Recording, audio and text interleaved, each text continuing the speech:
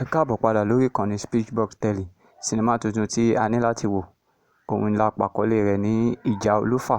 Sinimá yìí rẹwà púpọ̀ nítorí àwọn àgbà òṣèré ló kópa nínú rẹ̀. Nínú sinimá yìí láti rí Wunmi Ajiboye tí ó ń jẹ́ Awẹ́lẹ́wà. Nínú sinimá yìí bákan náà la rí Dàmọ́lá Ọlátúnjí tí òun jẹ́ Ọdẹ́dèjì. Fisáyọ̀ Abebi tí orúkọ tirẹ̀ ń jẹ́ Ìbídùn nínú sinimá yìí. Bíọ́lá Adékúnlé tí orúkọ tirẹ̀ ń jẹ́ Mọ́rádékẹ́. Bẹ́ẹ̀ gẹ́lẹ́ la rí Yomi Fashlanso nínú sinimá yìí. Kola Ajeyemi náà kópa nínú sinimá yìí. Sinimá yìí dá lórí ọ̀dọ́mọkùnrin kan tí orúkọ rẹ̀ ń jẹ́ Ọdẹ́dèjì tí ìyàwó rẹ̀ sì ti ṣaláìsí tí ó sì fi ọmọ kan ṣoṣo lẹ̀ fún ọkọ rẹ̀, ìyẹn ọmọ tí orúkọ rẹ̀ ń jẹ́ Ìbídùn.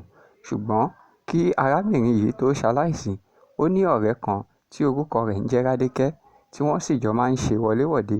Ṣùgbọ́n ní kété tí arábìnrin yìí ṣe aláìsí, la rí wípé Rádékẹ́ bẹ̀rẹ̀ sí ní ṣe wọléwọ̀de pẹ̀lú Ọdẹ́dèjì tó ń ṣe ọkọ ọ̀rẹ́ rẹ̀ tó ṣaláìsí.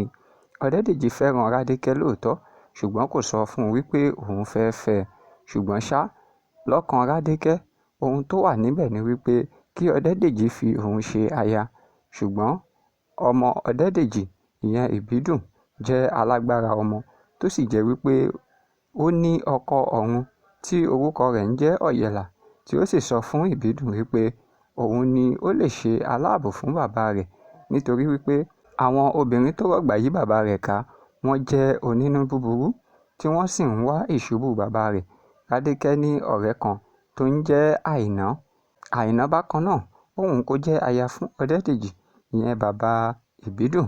Ṣùgbọ́n Ọdẹ́dèjì kò ṣetán láti fẹ́ ìkankan nínú àwọn méjèèjì. Lóòótọ́ àti lódodo ni wípé ó nílò aya nítorí wípé ó fẹ́ jẹ olúọdẹ ìlú wọn.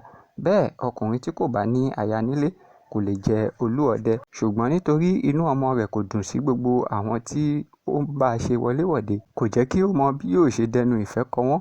Ní ọjọ́ kan ni Ọdẹ́dèjì lọ sóko ọdẹ láti lọ ṣọdẹ. Ní báyìí ló ṣe bá Awẹ́lẹ́wà pàdé tí ó jẹ́ olórí àwọn ejò afàyàfà. Ọ̀rọ̀ wọn wọ̀. Awẹ́lẹ́wà sì tẹ̀lé Ọdẹ́dèjì lọ sí ilé. Ṣùgbọ́n ní kété tí Ìbídùn fojú rí Awẹ́lẹ́wà, inú rẹ̀ yọ́ sí nítorí ọkọ ọ̀run rẹ̀ ti sọ fún un wípé bàbá rẹ̀ yóò ṣe alábàápàdé obìnrin alábara méjì kan, òun sì ni yóò yọ bàbá rẹ̀ kúrò nínú ewu.